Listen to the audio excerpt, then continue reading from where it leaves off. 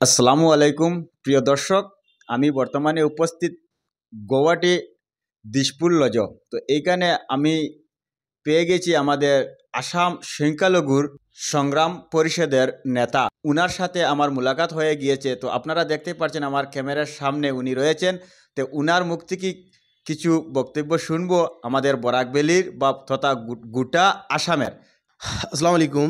বিশেষকৈ আজি খুবেই আনন্দিত হ'লেও খুব ভাল লাগিলে। মিজানুৰ টিভি মিডিয়াৰ স্বত্বাধিকাৰী তেখেতৰ সৈতে আজি আছোঁ আৰু বিশেষকৈ মই বিশেষ কামৰ কাৰণে মই গুৱাহাটী আছিলোঁ। গুৱাহাটী আপোনাৰ ইয়াত যিটো দিছপুৰ লজত আছিলোঁ আৰু দাদাক মই ইয়াত লগ পালোঁ। তেখেতে কিছু আলোচনা কৰিবলৈ আজি তেখেতে মোৰ সৈতে মুলাকাত কৰিছে।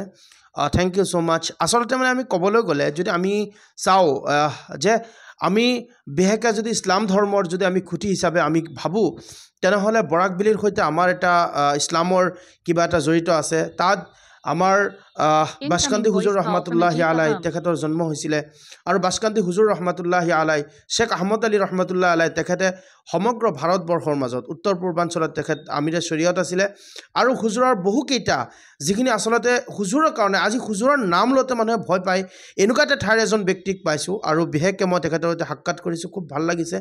আৰু এটা কথা যে আমি কিছুমান যিবোৰ বস্তু আপোনাৰ যোগাত্মক হয়, আজি তেখেতে যিটো নেকি আপোনাৰ এটা চেনেল খুলিছে, এই চেনেলৰ জৰিয়তে আমি চাব লাগিব তেওঁলোকে কি কৰি আছে। আমি চাওঁ যে বহুতকেইটা কমেডিয়ান মানুহ আছে, তেওঁলোকে উলংগ নৃত্য কৰে, তেওঁলোকে বেয়া বেয়া কৰ্ম কৰে, কিছুমান আপোনাৰ সমাজ বিৰোধী কাম কৰে, কিন্তু তাৰ আপোনাৰ পৰিপ্ৰেক্ষিতত তেখেতে কিন্তু খুব সুন্দৰ মানুহৰ সৈতে তেখেতে বাৰ্তালাপ কৰে আৰু মানুহৰ সমাজৰ মাজত আপোনাৰ পজিটিভ কিছুমান বস্তু বিলায়।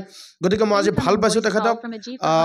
মিজানুৰ টিভি মিডিয়াৰ স্বত্বাধিকাৰী খুব ভাল পাইছোঁ।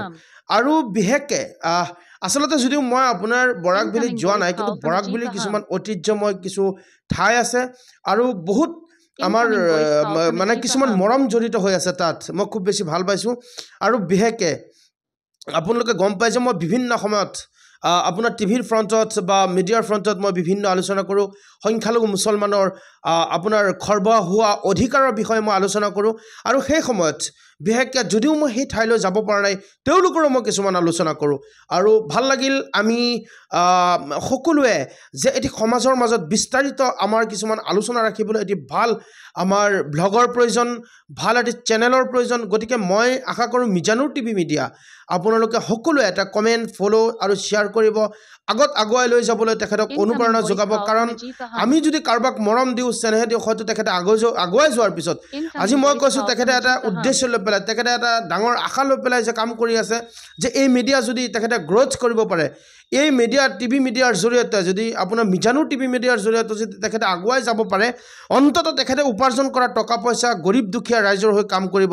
গতিকে মই সকলোকে অনুৰোধ জনাইছোঁ, যিহেতু মই নগাঁৱৰ ল'ৰা, মই নগাঁৱৰ যুৱক আৰু এজন মই সংগ্ৰামী যুৱক হিচাপে যদি আজি আপোনালোকে যিসকলে চাব মোক, নিশ্চয় আপোনালোকে আগে পিছে মোক চাইছে, ভাল পাইছে। দাদাক মই ইয়াত লগ পালোঁ, গতিকে তেখেতে মোক কিছু আলোচনা কৰিব দিছে।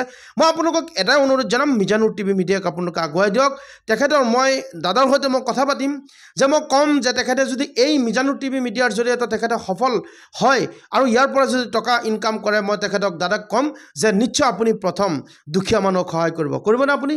কৰিব, জৰুৰ কৰিব, নিশ্চয় কৰিব। নিশ্চয়। গতিকে দাদা মোৰ লগত তেখেতে কৈছে যে যদি ইয়াৰ পৰা কিবা আৰ্নিং আহে, কিবা টকা উপাৰ্জন হয়, গৰীব দুখীয়াৰ কাৰণে খৰচ কৰিব। আমি এজন উদাৰ মনৰ মানুহ ল'ব লাগিব।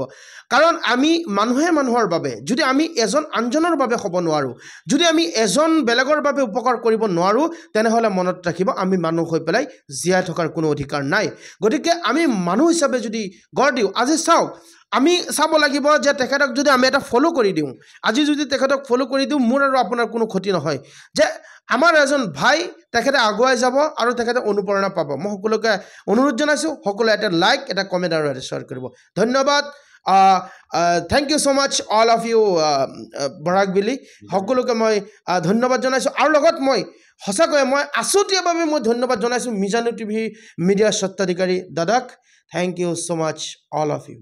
ধন্যবাদ ভাই মুসাব্বির আলী আহমদ। তো ভিউয়ার্স, আপনারা শুনতে পারছেন ওনার মুখ থেকে যা বক্তব্য রাখছেন বা করছেন, আপনারা এই বক্তব্য অনুযায়ী আপনারা আমার পেজটিকে আগুয়ে নেবেন। ধন্যবাদ।